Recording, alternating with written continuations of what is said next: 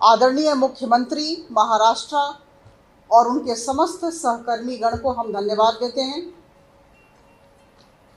आज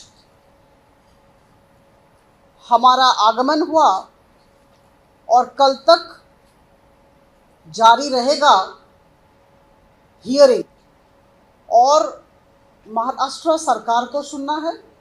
इसके अलावा 4 संस्थाओं को सुनना है, उनके मतों को लेना है। और मैं बहुत ही विनम्रता के साथ लेकिन बहुत स्पष्टता के साथ कहूँगी कि हर संस्था या व्यक्ति के मत को सम्मान हम दे रहे हैं। आप सबको इन विधेयकों की पृष्ठभूमि के विषय में जरूर कहना चाहूँगी। 20 अगस्त 2025 हमारे आदरणीय गृह मंत्री श्री अमित शाह जी ने लोकसभा में 3 विधेयक पेश किए। पहला, the constitution 130th amendment bill 2025। दूसरा, the JNK reorganisation amendment bill 2025। और तीसरा, the government of union territories amendment bill 2025। उन्होंने उपस्थापना करते वक्त बहुत स्पष्ट तरीके से लोकसभा में कहा कि संविधान के 3 अनुच्छेद में तब्दीलियां लाई जाएंगी, संशोधन किए जाएंगे। पहला अनुच्छेद 75 दूसरा अनुच्छेद 164 164 और तीसरा अनुच्छेद 239 AA 239 AA। इसके अलावा JNK रीऑर्गेनाइजेशन एक्ट 2019 का एक प्रावधान, 54 नंबर प्रावधान, उसमें तब्दीलियां लाई जाएंगी। उसके अलावा the government of union territories 1963 के 45 सेक्शन में संशोधन लाया जाएगा। तो करीबन 3 अनुच्छेद संविधान के और 2 सेक्शन 2 अधिनियम की तब्दीलियां लाई जाएंगी। ऐसा जब उन्होंने कहा तो हंगामा मच गया, विपक्ष ने विरोध किया और उनका प्रस्ताव है, इन विधेयकों का प्रस्ताव है कि हमें अपने लोकतंत्र को अधिक स्वच्छ, सशक्त और जवाबदेह बनाना है।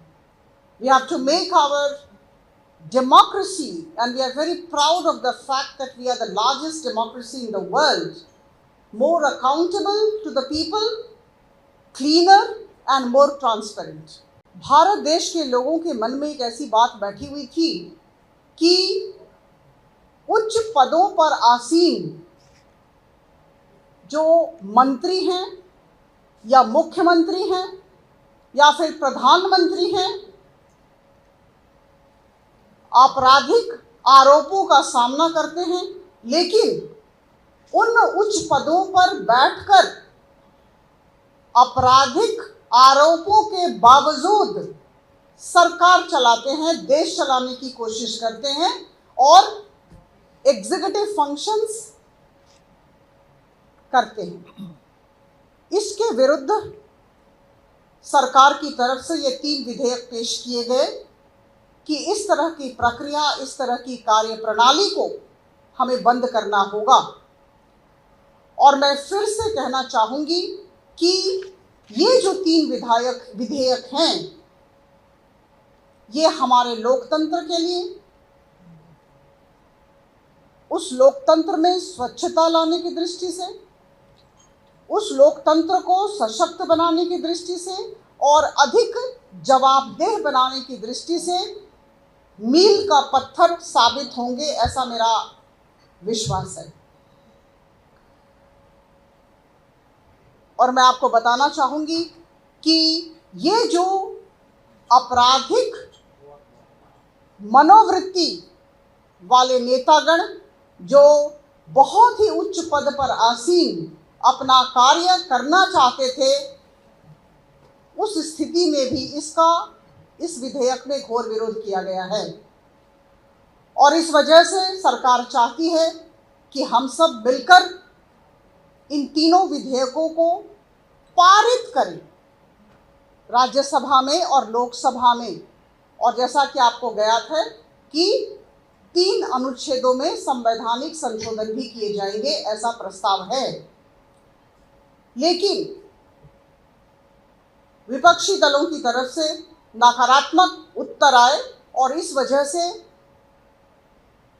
आदरणीय ओम बिरला जी जो वाचस्पति महोदय हैं, लोकसभा के वाचस्पति महोदय, उन्होंने जॉइंट पार्लियामेंट्री कमेटी कॉन्स्टिट्यूट किया, गठन किया और हम सब उसके मेंबर्स हैं। मुझे इसकी अध्यक्षता करने का सौभाग्य प्राप्त हुआ है।